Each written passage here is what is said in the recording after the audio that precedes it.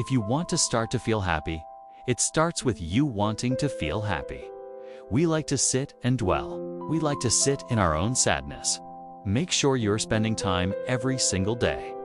Whether it's 15 to 20 minutes, whether it's an hour or two, take time to allow your mind separation from the stresses of your day.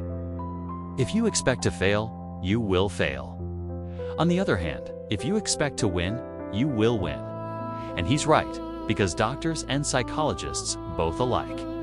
They agree that worrying actually does shorten your life, and it does damage your body. We need to clear our thinking before we go to sleep. We're talking about a book that Norman Vincent Peale wrote, The Power of Positive Thinking. Golden Nugget 1. Let's kick this off with Golden Nugget number 1, creating your own inner happiness. You are responsible for your own happiness because unhappiness is usually the byproduct of you thinking sad thoughts. Having these negative feelings, having resentment towards others, and just having an overall crappy outlook on life. So, if you think those things, what do you think is going to happen? You have to force yourself to not think those negative thoughts. Peale says we have to get into the happiness habit by thinking upbeat, cheery thoughts throughout the day. We like to sit and dwell. We like to sit in our own sadness. I don't like to do that, but I just know that sometimes my brain forces me to do that, and I don't know why. So I have to force myself not to do that. I have to put on upbeat music. I have to do something productive. I have to get in the gym. I have to go hang around friends that are gonna make me laugh, and it's tough. At first, it doesn't feel right. It feels like you're forcing it because you are forcing it, but eventually it starts to make you feel better. There are miracles happening all around you. There is beauty all around you. Open your eyes and look. Can you see the sun shining? Great. Can you hear the birds chirping? Great. Can you feel the warmth of the sun on your skin? Awesome. There's simple beauty all around us. If you want to start to feel happy, it starts with you wanting to feel happy. So short-circuit those negative thoughts. And when you start to feel bad, when you find yourself gossiping, feeling guilty, feeling angry, feeling whatever it is you're feeling that's negative, turn that around. Force yourself to think positively, do positive things, and while it doesn't feel right at first, keep going. You're on the right path. Circle of concern, golden nugget number 2.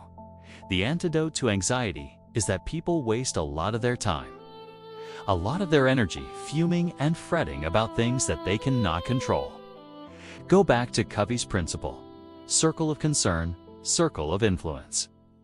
Focus only on those things in the circle of influence. Everything else in the circle of concern, you can't control. You can't affect that. So move on. Don't allow your mind to just spend time in that space. You're wasting your mind's energy. Meditation. As part of this antidote to anxiety, Peale says that we need to slow down to relieve our anxiety and to attain peace. And he suggests meditation. He suggests that we devote at least 15 minutes daily to calming and relaxing ourselves by thinking peaceful thoughts or not thinking anything at all. Something he shares in the book is that to help get rid of the tendency to worry and get angry, we need to relax and spend a few minutes thinking about beautiful, peaceful settings. Hearing the birds chirping, feeling the sun on our face. All these things I was talking about before are just a matter of you actually thinking them in your mind. Wherever you are, if you're at work, if you're in your house, close your eyes and open your mind to maybe a place where you were on vacation before, and go there for 15 minutes. Smell the smells, feel what the sand feels like on your feet.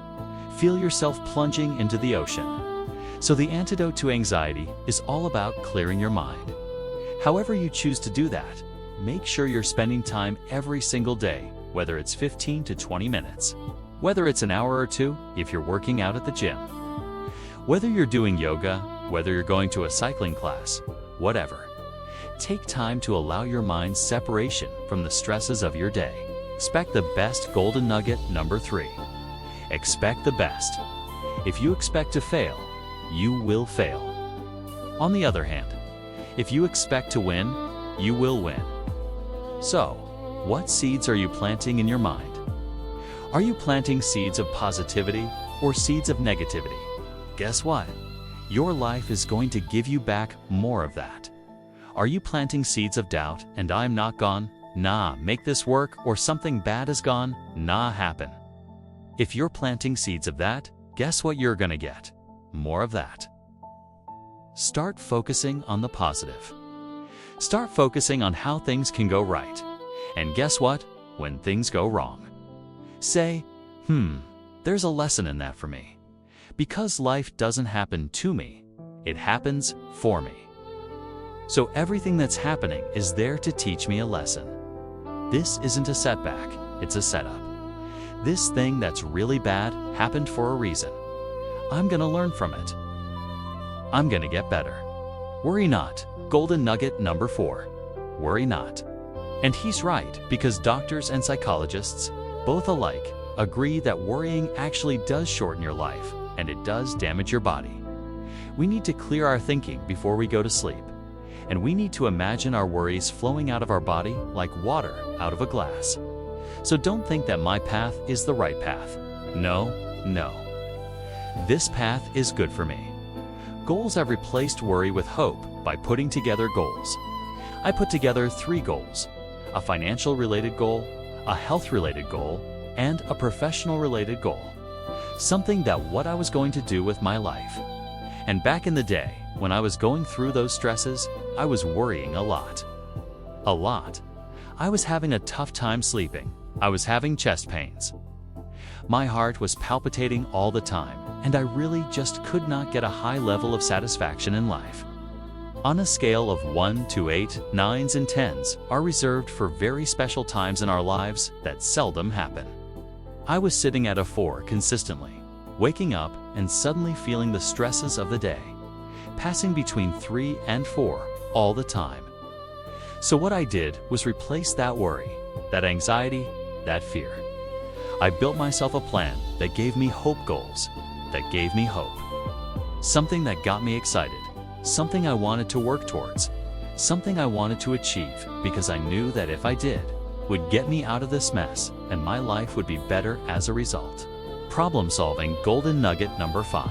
Problem solving. I had problems that I needed solutions to. I had desires, I had wants, I had dreams, I had goals that I needed a solution to. The Cut the Crap Show was a solution. Create Your 8 was a solution. But what I did need to do was take myself out of the busyness of the day and allow my mind to sort of free up and look for inspiration all around me. And know that whatever solution I'm looking for, it's going to come to me. In this golden nugget in the book, Peel talks about problem solving and gives us 10 problem solving techniques, many of which I'm going to leave with. 1. Believe that for every problem, there is a solution. Believe that your problem can be solved. Yes, it's hard. Yes, it's difficult. Yes, you don't have a solution right now, but there is a solution, and oftentimes more than one. 2.